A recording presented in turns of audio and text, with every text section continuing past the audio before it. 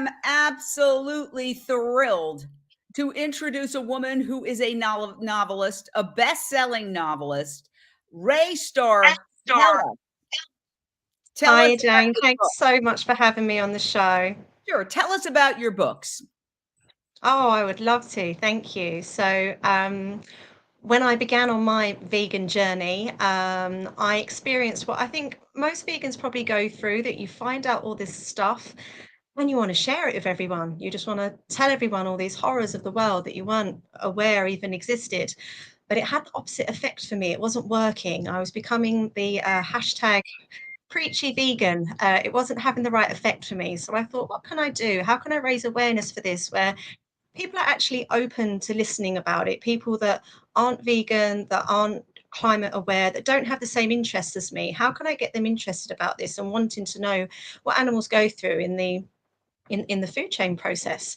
And that was when I had the idea to write a set of stories. So I've written a fantasy-based trilogy, the Earthlings trilogy, and it is the story of a magic-born girl who isn't aware she has all these powers, and she's basically got the ability to either save or destroy her world. I did that because I think we have the ability to save or destroy our world as well. But the twist in it is that it is a dystopian world. So it's our world turned upside down. So rather than humans being at the top of the food chain, it's animals. And Peridot, this wonderful magic born gifted witch here, has to decide, is she going to help? Who's she going to help? Why is she going to help them? How is she going to help them? And there's lots of magic and battles and things, thrown in as well. I named them all after vegan documentaries that helped me make the transition. So book 1 is Earthlings, book 2 is Dominion, book 3 that I'm writing at the moment and that's out later this year is A Land of Hope and Glory. And I'm not sure where I'm going to go from there. I've got lots of ideas going around up there. You remind me of, and we're getting some feedback, so I'll be brief. J.K. Rowling, you have that same thing. She created a world. You're creating a world. I'm going to play a clip from Earthlings, the documentary that inspired you. All of us are considered Earthlings. There is no sexism, no racism, or speciesism in the term Earthling. It encompasses each and every one of us, warm or cold-blooded, mammal, vertebrate or invertebrate, bird, reptile, amphibian, fish, and human alike. Humans, therefore, being not the only species on the planet, share this world with millions of other living creatures as we all evolve here together. Tell us, why did that inspire you? Oh gosh, there's so many moments in that documentary that are hard to watch. And I'm going to be completely honest, it took me more than 10 times to watch that documentary because you see the horrific way that we treat animals in certain aspects of the world. And I couldn't watch. It was like a horror movie, the hide behind the pillow moment. And when you realize these things, or when I realized these things, my life was never the same. I had like the Earthlings moment where you watch something, it hits you, it gets you, and then that was that for me. I was pretty much vegan after watching it, and I was thinking, how can I get other people to watch this? But if I talk to my friends and people in my life that aren't vegan and encourage them to watch these things, they've got no interest, they don't want to. So I thought, how can I get people to watch this? So I sneakily named a fantasy-based book after it, and it seems to be working. So it was a different approach, but it works. The entire process of how you created a character and how you made this happen, because I've written 4 books, 2 New York Times bestsellers, but I've also written a couple of novels that I threw in the fireplace because they were bad. Because the hardest thing is to create characters out of thin air. How'd you do it? Oh, what a question. Peridot just came to me. So she's a really, really special woman now at the part that we're in the story. And she's the innocence in the world. She's the child that doesn't understand what a chicken nugget is, and readers get to go through her journey and see the Earthlings world through her eyes, where they're horrified that these things are happening towards humans. And then as the book goes on, hopefully they make that connection that this is what we do to animals. But I knew if I made it purely about the message, that would alienate people from reading it. So that was where the idea to make Peridot a witch came into it. I practiced a lot of kind of magical based rituals and things in my personal life as well. So I just incorporated that into her personality. She follows, you know, the moon cycle. She's very much at one with nature and the earth, as a lot of vegans are as well, whether they're magically or spiritually aligned or not. And yeah, she's just this really, really amazing character that wants to help and takes it that step further of thinks, well, how can I help? And then actually helps them, which I think will resonate with so many people, because so many of us want to help. And other than going vegan, sometimes we think, well, how can we make a difference in something that's so vast and so big? And everyone can. And that's kind of the message of the book, that if Peridot can do it, this young girl who didn't even know she had all these powers, anyone can. And I hope people feel inspired by her. I feel inspired by her. I feel like she's real. I wish she was real. She'd save us all.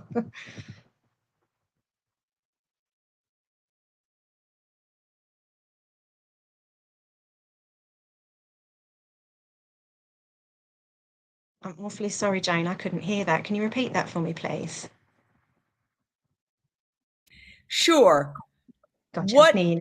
is your process for people who say, oh, I'd love to write a book? Everybody probably says that sometime in their life, but they don't have the discipline. Like, how did you do it? What's your process? People hate asking me this question, because my honest answer is I don't actually have one. So sometimes people will advise you to storyboard. So think of an idea for a story, jot it down, do, you know, what we did at school, where you branch it off and where's it going to lead into what character, and then what traits is that character going to have, what purpose is that character going to have, what's the purpose of your book, what are you trying to achieve? Are you trying to make people feel happy, inspired, sad, empowered? What's the purpose of your book? But that didn't work for me. Anytime I storyboarded and I made a note of saying this is going to happen and that's going to happen, when I sat down and began writing, none of that happened. So for me and anyone that might have similar writing style to me, my advice is just write. Just sit down in a quiet space with a nice cup of tea. Make sure you're not going to be disturbed. Put a nice chilled meditation playlist in the background. That's something that helps me write. I have to have a nice kind of ambient sound, and just write, and whatever pops into your head, just get it down on paper and go from there.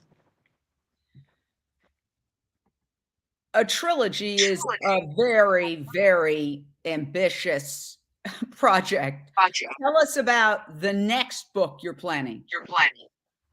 This is the hardest one to write, because I have to decide how it's going to end, and I can't decide. So where I don't have a process, where I don't storyboard, and where I don't know where the story's going until I sit down and start writing, I have in my head which characters, you know, aren't going to make it to the end, who is going to make it to the end, what that end battle scene is going to be. And again, coming back to the purpose of the book, because raising awareness for the awful things that we do in this world needs to happen, because until we know something's wrong, we can't fix it. But at the same time, we do need to fix it. So there needs to be a solution, and raising awareness isn't enough. I need there to be some kind of purpose for in the book, where at the end of it, people think, well, maybe if we did that, this wouldn't happen, and such and such and such. I'm not saying I have the solution to the world's problems, because I certainly don't, but I have an idea. And my idea is actually based off of the plant-based treaty. I've done a lot of kind of research aspects within the book. So the Viva animal charity helped me with the research aspects of the book, to make sure that the things that were happening within my trilogy do actually happen to animals in real life. I don't want to have a chapter within the book where something's happening to a character and people have made this connection, and the readers think, well, actually, we don't do that to animals. So everything that happens in the trilogy are things that physically are documented do happen to animals, and we do. And the kind of solution at the end is based around a treaty. I'm not going to say whether that goes ahead, whether she does save the world or whether she doesn't, because I don't know until I write it. I haven't got a clue how this is going to end. I really don't. I'm so excited to read it, to write it, and to read it, because I don't know what's going to happen. But yeah, it's really exciting. And I only planned in the beginning to write one book, but I realized there's so many things that we do to animals that I couldn't fit it in one book. It had to be more than one. And I just thought a trilogy would be a good way to kind of the beginning, the middle, and the end. I'm just not sure what that end's going to be yet. We've got a caller. Michelle, your question or thought? Hi, Michelle. Hello. Can you hear me? Yep. Yeah. Oh, hi. Congratulations on your book, Ray. It's Oh, wonderful. thank you, Michelle. Thanks So, so much. oh, I have a question. There's a huge cognitive dissonance between what we eat and what we think about veganism. What is your motivation or your impetus to encourage your family and your friends and people close to you to keep to try vegan food? And how do you stay vegan? What is your motivation? Well, that is such a brilliant question. And again, one where I have to be completely honest with you. This is why I wrote the books, because when I tried to have these conversations with friends and with family members, I'm the only vegan in my family and within my circle of friends. They weren't interested. They didn't want to know. And I became that person that was ostracized in, friends and family situations because they just didn't want to know. They were me from 10 years ago who would be in a situation and think, oh no, I don't want to see that, no, I don't want to know that, and then remove themselves from that situation. So I guess that's why I felt I had to write the books, because it was my way of, anyone can pick up a book and be intrigued in the story, and where it's not kind of pitched as vegan fiction, it's pitched as climate fiction, and everyone cares about the climate, everyone wants to save the planet, everyone's interested in that. I knew it had this kind of huge audience ability where people could pick it up and want to read this story about magic, and then by the end hopefully be open to hearing about these things. Because if I'm completely honest with you, I'm not great at speaking about things. That was where I met resistance. That didn't work for me. I know I'm good at writing and I know I can make a difference through my words, but when I speak about things, I haven't had much success. So writing had to be the path for me.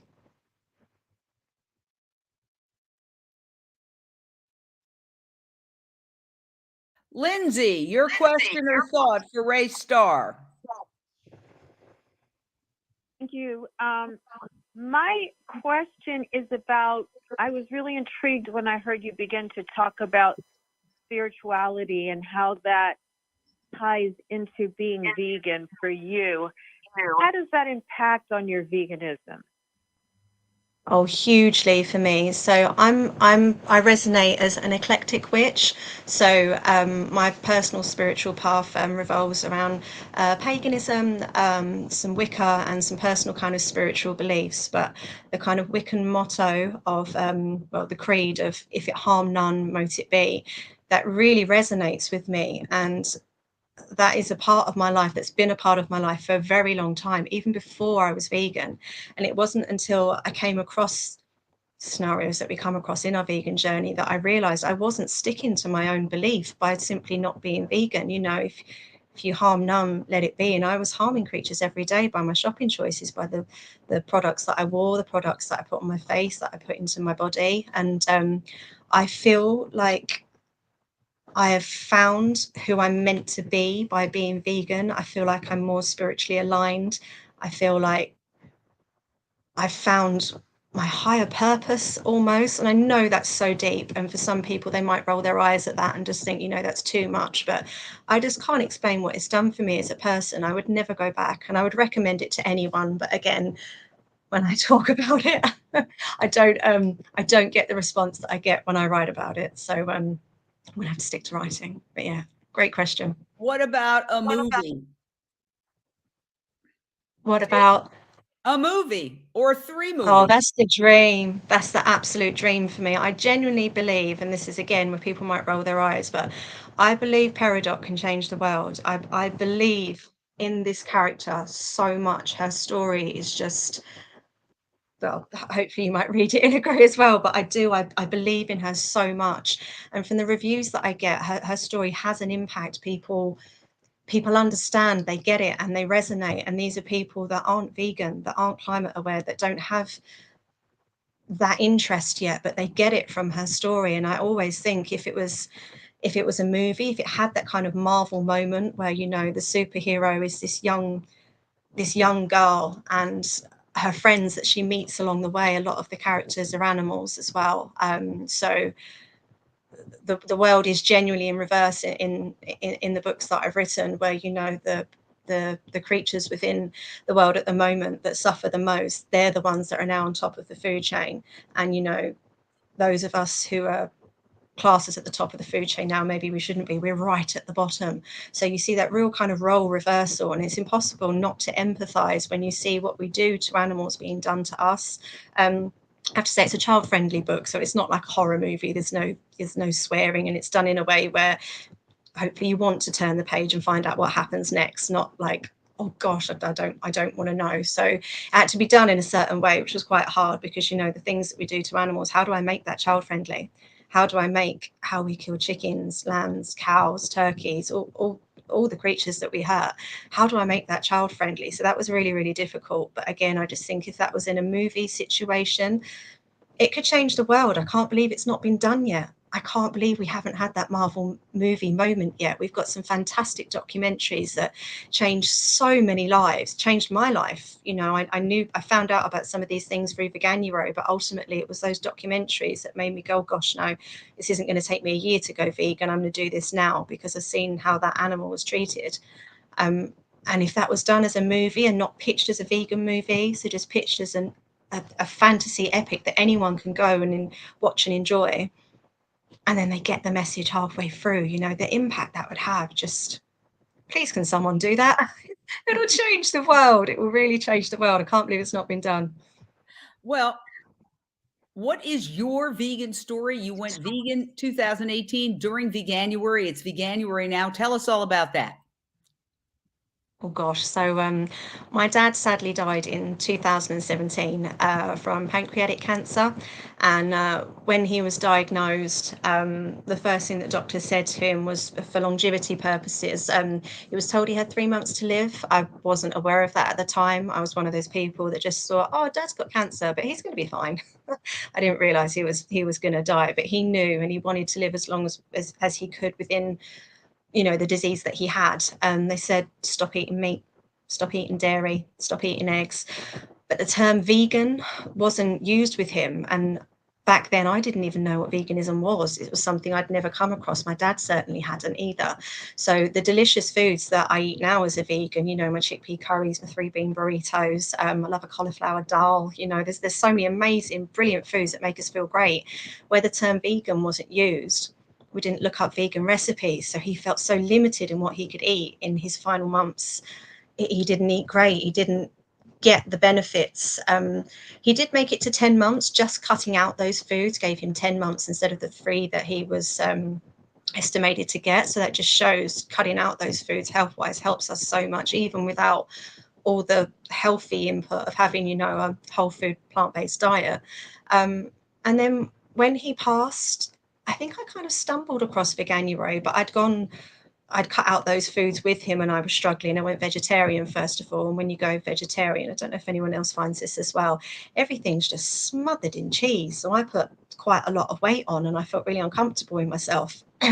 And yeah, I stumbled across Veganuary and that was just it for me, a game changer. I downloaded Dr. Greger's Daily Dozen, which changed my life in so many ways. Again, a bit of a deep one, but I was told previously that I couldn't have children. I'd suffered from a lot of miscarriages, and within 3 months of doing Dr. Greger's Daily Dozen, I feel pregnant with my firstborn, who's downstairs.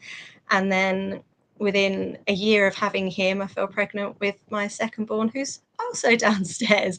So going vegan it just gave me so much, from a health aspect, a career aspect. Obviously, I began it for health reasons, but then when I found out the animal side of things, I realized my business wasn't vegan. I had a PR agency for 15 years. It was a really successful business and it was something that I loved and I was really proud of, but my clients weren't vegan. I was promoting products, fast fashion, you know, hair and beauty products and things that weren't cruelty free. And I thought, well, I can't go vegan in my personal life and then have a job that completely contradicts all my personal beliefs.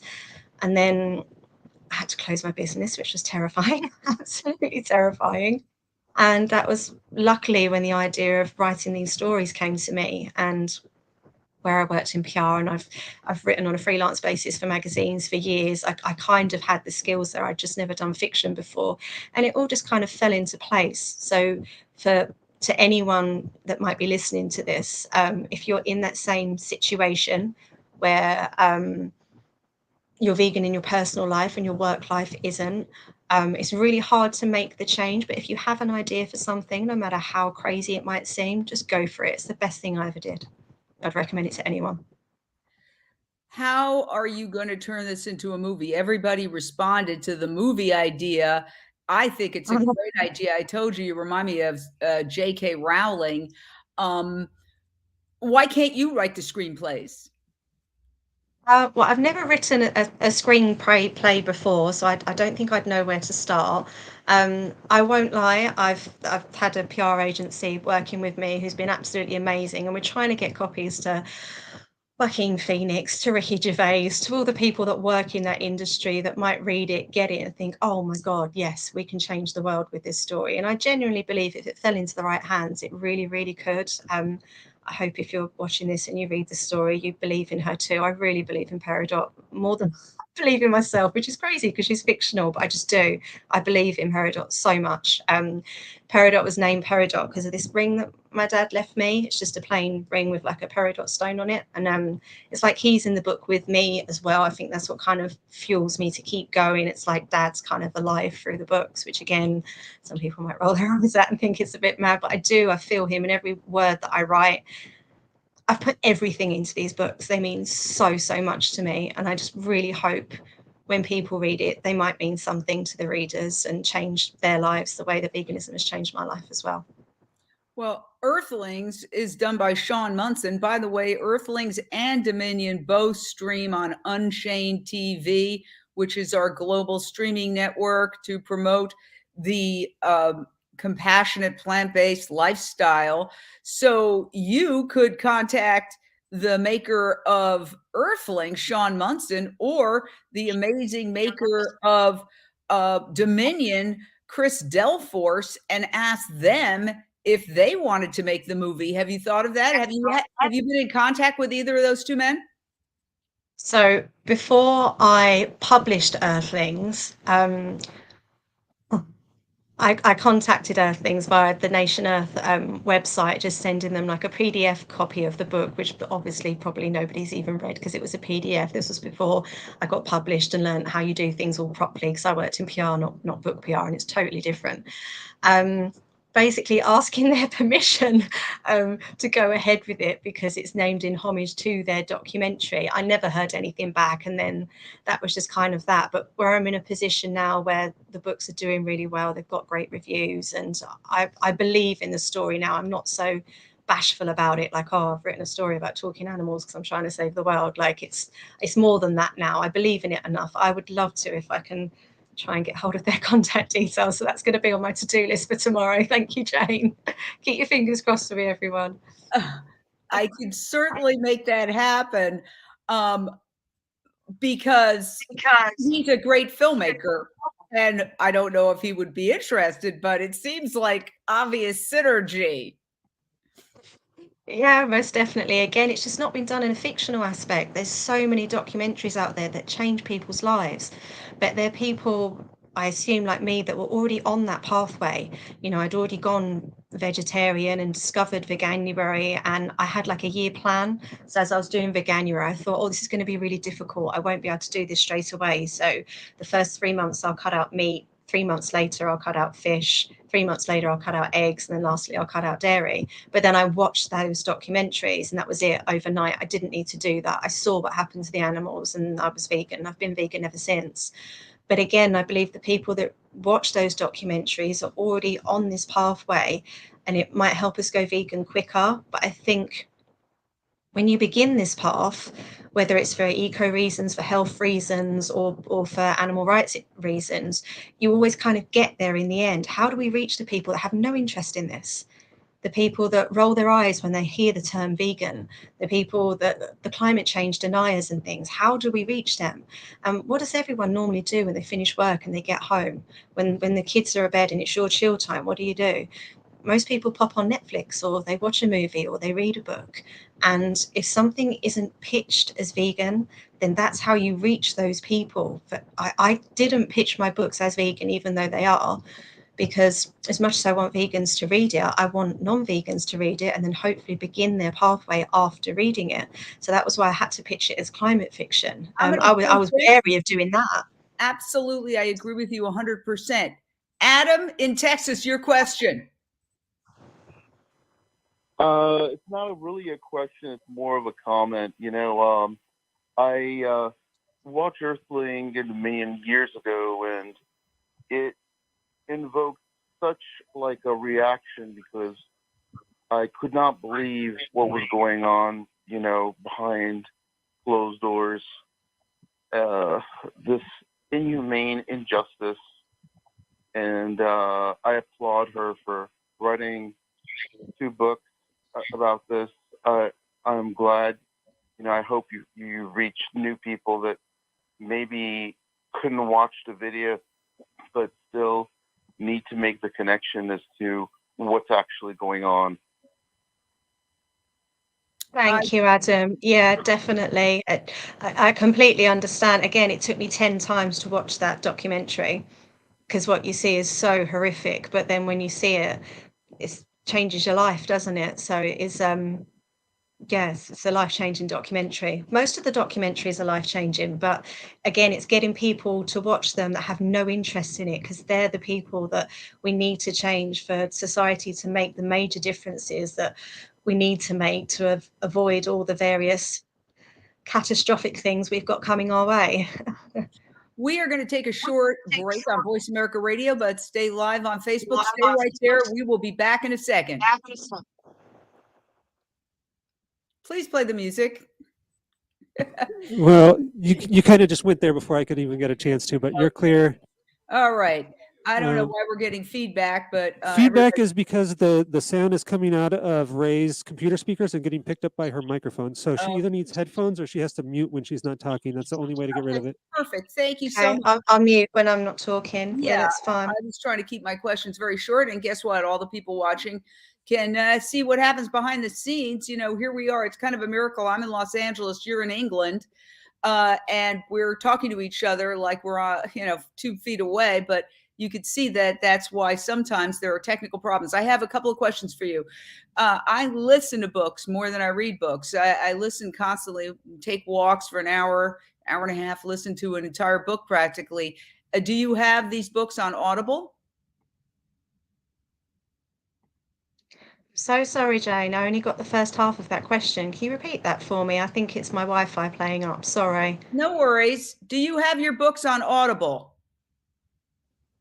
That's next. So I would love to have them on Audible, but because a lot of the characters are animals and it's like a multiple point of view book as well. So it's not just one person speaking. As the story develops, you see different viewpoints from different characters. Finding someone to voice it is really quite difficult because some of the characters, they're dogs, they're horses, they're chickens. There's all sorts going on in this book. So it's finding the right narrator, but hopefully that's coming later this year, if not next year. Yes. And I think that's really important because people are listening to books, I think, even more than they're watching them now. Everything has changed in the industry. And I think that would be a very, very good way to get this out. You have a beautiful voice, by the way. Don't feel like you can't do it. It's your story. And you might be able to do it very well by just, I wrote an opera based on my pets, bark, bark, meow, tweet, tweet. And I would use the voices that came into my head. It was a children's opera. And I used the voices that came into my head. And it was a lot of fun. I think you should, I always say false modesty doesn't help the animals. You're the one who knows these characters better than anybody. You might be able to do it yourself. If you give yourself permission to really just inhabit those characters and practice the voices, and you might be able to do it. Like people who are professional voiceover artists, they weren't born on another planet. They just basically, this is a career that they adopted, and they took a couple of classes, and I don't even think there's much to learn. You just got to speak clearly. And then when it comes time to do a voice, you do a voice. Okay, we're coming back to Voice America Radio. Stand by, everybody. We'll be going live again with Ray Starr in a second. Welcome back to Unchained TV on Voice America Radio. I'm Jane Velez Mitchell, and you are now re-entering a portal to a transformative way of living. All right, welcome back. We are here with the amazing Ray Starr. She is in the process of completing a trilogy. I am blown away by the ambition of that. That is huge. 2 of the books are done, and we provided a link where you can buy the books. I'm curious to find out if Earthlings and Dominion are also available just on Amazon. How did you get them published? Take us through all of that. So when I wrote the story at the beginning, again, because I'm just blown away that nobody else is, well, there are other vegan fiction authors out there, but I had it in my mind that someone's going to make a movie soon, and someone's going to make this amazing fiction movie, and it's going to have a vegan message to it. And in my head, I thought, if I don't publish this book, someone's going to do this before me, and it's going to be so similar to mine that mine isn't going to work, because I couldn't believe, other than kind of George Orwell's Animal Farm, it hadn't really been done, even though that wasn't from a vegan aspect. So I rushed originally, and I self-published on Amazon because I was scared someone might get there before me, which in hindsight was a silly thing for me to do. It really was, and it shot me in the foot a little bit, because I didn't have a particularly big following. So other than friends and family, no one had really bought the book. And then I was devastated, because I thought, I've written this story that I believe in so much, and nobody knows about it. And then I was really lucky, because a few months prior to that, I had applied to literary agents. I had applied to a few publishers, but it was during COVID time and in lockdown, and I just grew impatient. Like after 3 months, I hadn't heard back from anyone. So I just went on to Amazon, Kindle Direct Publishing, and hit the publish button. But then an indie publisher called Kronos Publishing reached out to me directly, said they got my submission and really liked it, and did I want to sign with them? And I thought, do I tell them the truth that I've already done it, but no one knows about it? And I did. I told them the truth, and they said, oh, well, where you've not had a lot of sales, that's fine. We can still take you on, and we can publish it. And when that happened, that was when everything changed for me. So I wasn't just on Amazon then, I was in bookstores. I got to have like the book launch and all the rest of it. And all those inquiries that I'd made as a self-published author that no one had kind of got back to me. As soon as you've got almost that kind of stamp of approval on your book from a publisher, everyone comes back to you. And then that was when everything just kind of changed, and my sales went from down there to up there. I'm hoping we'll get up there eventually, and now it's doing really well. So there's nothing wrong with self-publishing. If you've got a good following, then it's a brilliant tool available. Anyone can use it. It's a fantastic tool, but I didn't have a big following, so for me it just wouldn't have worked, and I was really lucky that a publisher picked me up. We've got Simone. Your question or thoughts, Simone? Hi. Well, I'm certainly hopeful that movie is going to get done. You know, lots of children to reach if a Marvel sort of superhero was created to tell people about what's really happening in slaughterhouses. But I was just wondering, you know, a lot of us watched Earthlings. We couldn't really get through it, let alone, I assume, having to focus really hard on it. I mean, it's the most important film, I believe, in the animal rights movement. But was it hard for you? I'm just curious, because obviously you must have had to really dive deep to write a book called Earthlings when you were watching it. Because for me, I wasn't able to really process what I was seeing the first time I watched Earthlings. And I definitely said to myself, I never have to watch this again because my life is different now. So I was just wondering, like, was it really hard for you? Did you have to keep going back to it? Because that's a really hard movie to, as important as it is, to digest. Thanks, Simone. Yeah, it was so difficult. It really was. And again, it took me more than 10 times to watch that film. The first time I watched it, I think I got about 7 minutes in and I had to turn it off. there was one particular scene and just, I physically couldn't watch it. Like my heart was going, my hands were clamming, and it just had that almost, you felt sick just seeing what we do to animals. It was just awful. But then I realized I needed to see, I needed to know, because how would I ever implement the changes that I want to make and stick to them longevity wise if I wasn't aware of the kind of truth behind them? Because again, I went on this journey along with my dad for health reasons, because I didn't want him to be on his own with what he was going through and everything. It didn't begin for me as an animal rights based thing because I wasn't aware of what happened to animals. And then when I became aware through these documentaries, then I hit that kind of, oh God, ladder that I had to climb, where I realized, well, I want to know it all. I don't want to see it. I don't want to hear it.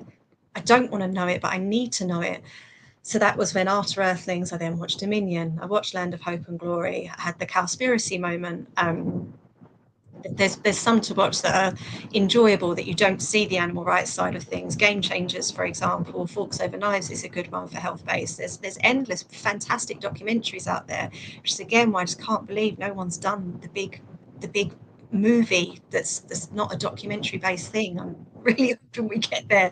But yeah, watching it was awful. And then I had to get my facts straight about certain things that I was writing about as well. So I was really lucky that the head investigations team, the Viva charity, agreed to kind of speak with me and really break down in detail certain aspects of the slaughterhouse process. So for book 2, Dominion, Earthlings focuses more on AI stations in the book. So the mums are kept as milking mums, and what happens to cows happens to us within the books. AI station stands for artificial insemination stations. But again, that's how I make it child friendly. I don't put in the book what artificial insemination is. They're called AI stations. But everyone questions what is that, and then Googles it and then finds out that way without me making the book, that horror movie kind of moment.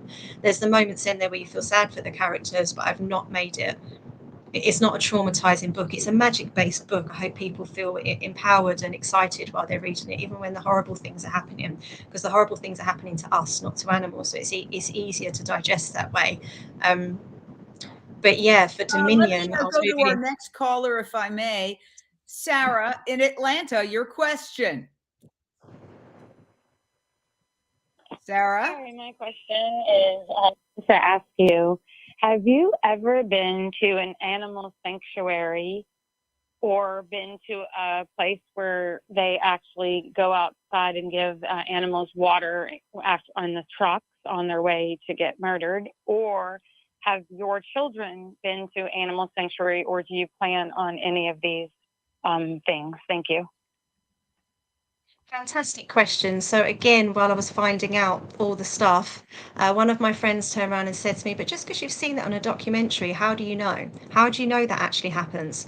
And she was right. How did I know? So yeah, I've been to a few Save Movement vigils. I've been to a pig one, a chicken one, and a cow one. And cool. I was pregnant actually when I went to these. I was pregnant with my firstborn, and it was just awful, absolutely awful. But I'm glad I did it. I'm glad I did it, because again, you can watch as many documentaries, you can hear other people's experiences as much as you like, but until you've been there and seen it yourself, that's when it really hits home. Especially when you hear the noises and you know the animal that you're just feeding water is dead now, and it's just it's horrible. My little ones are 4 and 2, and on the list to do this year is animal sanctuaries. We haven't done it yet, just COVID and lockdowns and restrictions and all the rest of it.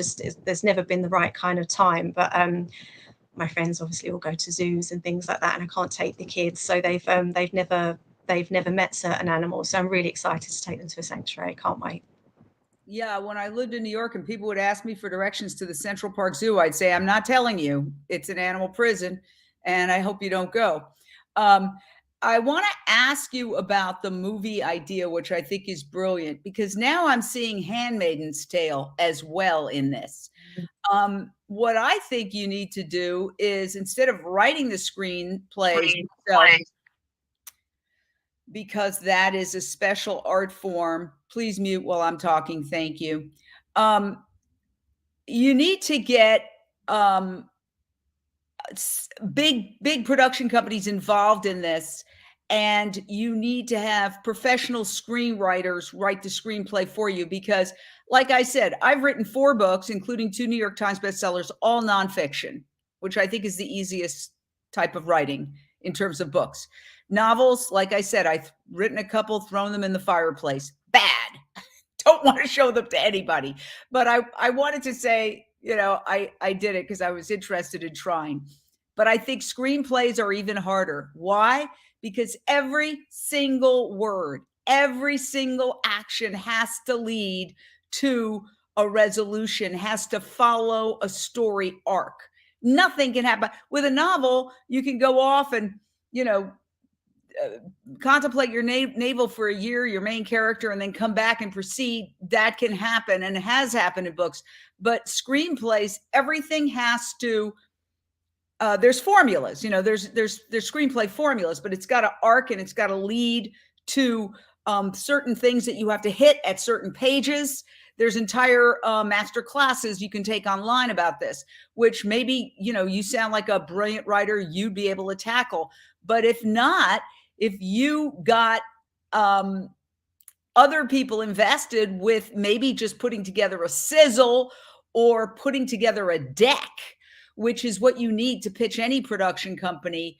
You can't just ideas are, and people aren't reading the entire book. So I think that might be the way to go because I see this as a movie. I see this as a combination of the J.K. Rowling Harry Potter with The Handmaid's Tale, which is such a huge thing now because there is a connection between the violation of the sacred feminine and factory farming.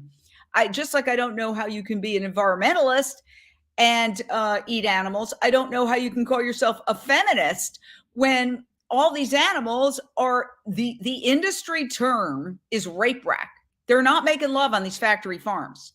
Okay. So your thoughts on all of that. Thank you for unmuting.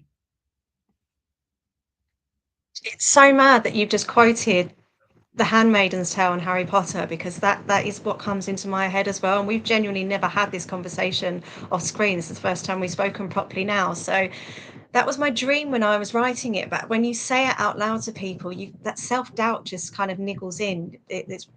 It's frustrating. You had this dream and this belief, but then when you say it to people like, oh, I want my book to be a movie, you feel almost stupid saying that sometimes.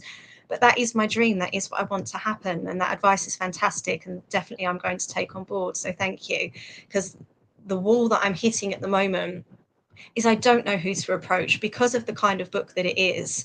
If it was done on like a lower budget scale, it wouldn't work. It would almost be laughable because the chickens can talk, the dogs can talk, the humans can talk. It would have to be done in that kind of, CGI type movie scenario that costs a lot of money. So the right kind of person would need to read this story, believe in it, and want to invest in it that much. I don't have those kind of contacts, unfortunately. I wish I did, but I'm hoping my stories get into the right hands, or I find the right people to send the story to who believe in it as much as I do, and then it does become that kind of movie moment. Because I do believe 80% of watchers would then begin their kind of vegan journey from that.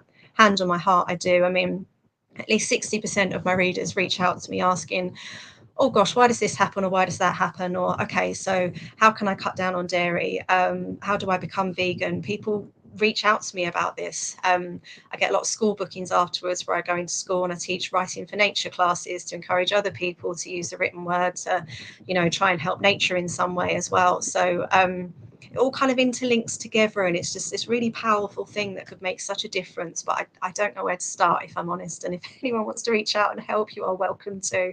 That would be lovely. Thank you for muting. My sense of it is if you're a really good writer, you can pick up screenwriting. Again, it's the hardest form of writing, in my humble opinion. It's like a giant haiku. Everything's got to work in tandem toward it, and you've got to have the twists and the turns and the this and the that and the action, the description. But it's a lot easier today. There are programs where all of the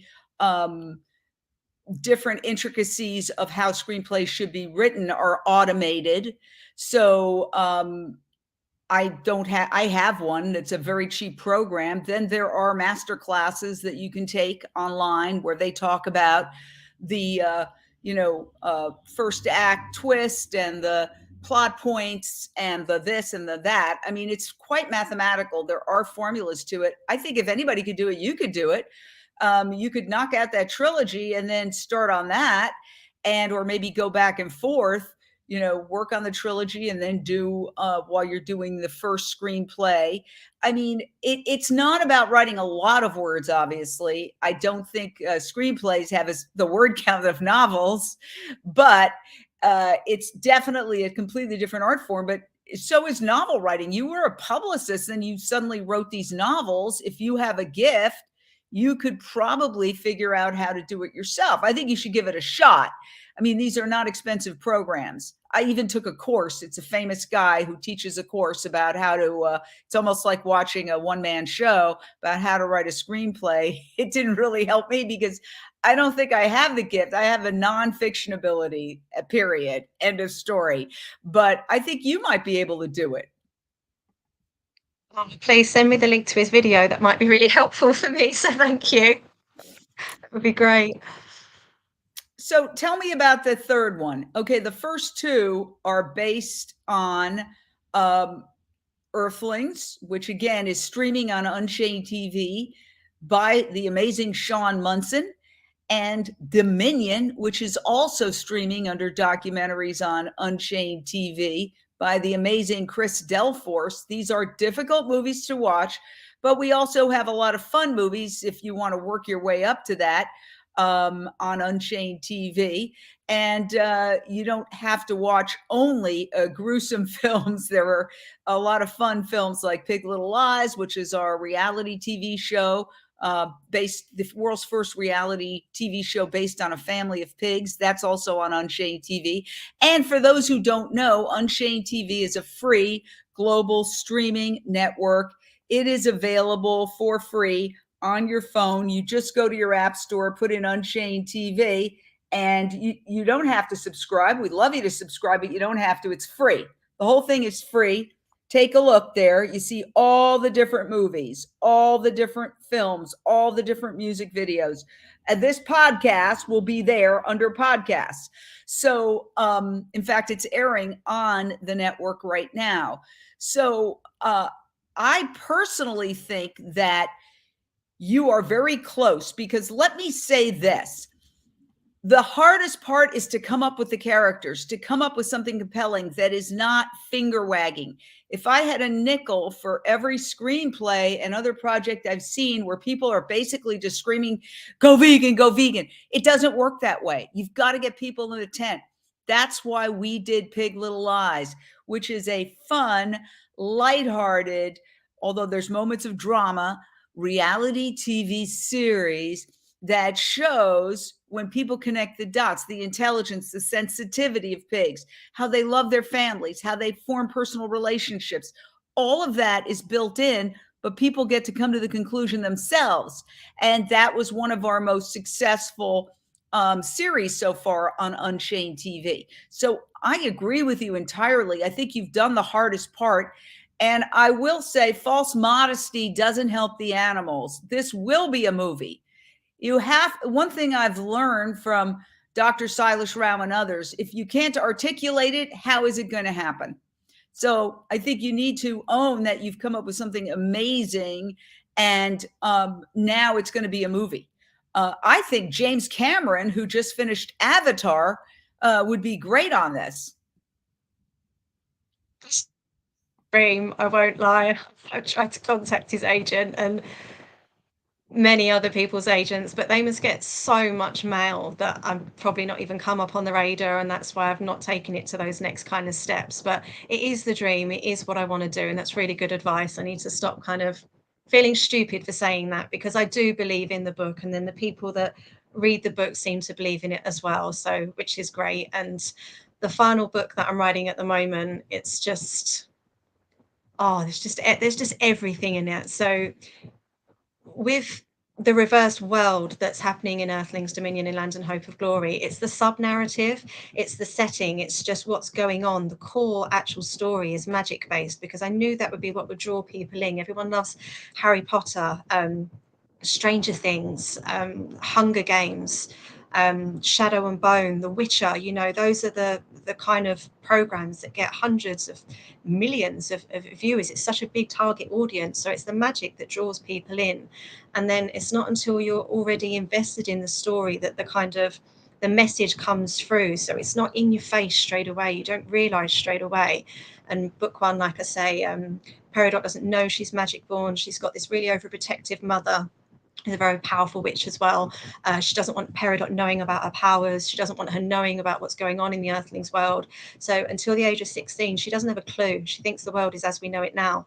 And then she wants to get away and find out about the world for herself. And then we see everything through her eyes, because she doesn't know what's happening in the Earthlings world. She doesn't know that the world is run by ex-farm animals who have had enough and who have revolted, who have found their words. And here she is with all these powers, and she doesn't know how to use them. She doesn't know how powerful she is. There's mythology based within her magic powers as well that you see more of in book 2. I don't want to give anything away in case people are going to go and read. When you realize where her magic comes from, it's like that moment. Well, for me it was anyway, and I wrote it, which is just silly, but yeah. And then book 3, there's a lot of surprises in book 2, and then book 3 is kind of the accumulation of all of that. And then where's it going to go? I focus quite a lot on the transportation aspects of the food chain as well, because something happens in book 2 where the farmed humans are then kind of no longer available. So the tyrant within the book has to bring over farmed humans from overseas, and then focus a bit on zoos. I can't get too much about the story, but I tried to raise awareness for as many moments as I can, but within this magic-based narrative where, can Peridot save the world? Can she control her powers? What are her powers? Where have they come from? Is her mum going to find her? All these other things that are going on. So there's enough there for people to enjoy the story and not just think, oh, this is vegan propaganda, because it's not. It's really, really not. It's a magic-based story, but with a message. Wow. Well, I just want to say, I am so impressed and blown away by your accomplishments, because I know how hard it is.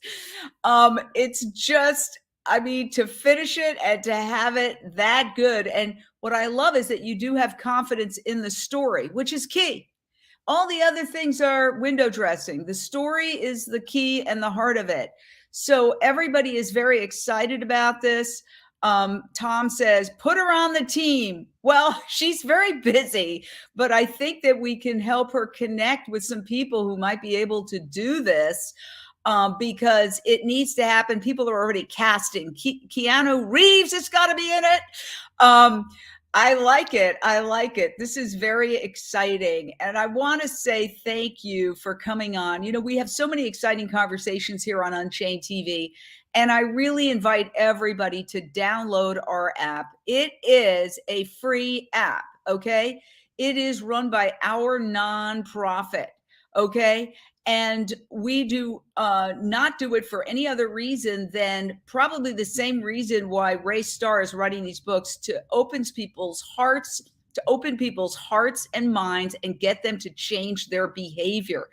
And we want to burst through the vegan echo chamber and get to really the people who need to hear this information. And those are the people who consider themselves good people, consider themselves kind people, often consider themselves animal lovers, but there's this one big disconnect. And if we really reach those people, I think we can save the planet, because we are barreling toward a climate apocalypse right now. I want to thank you so very much for joining us, Ray Starr. Thank you, Jane. It's been amazing. You soon. Thank you.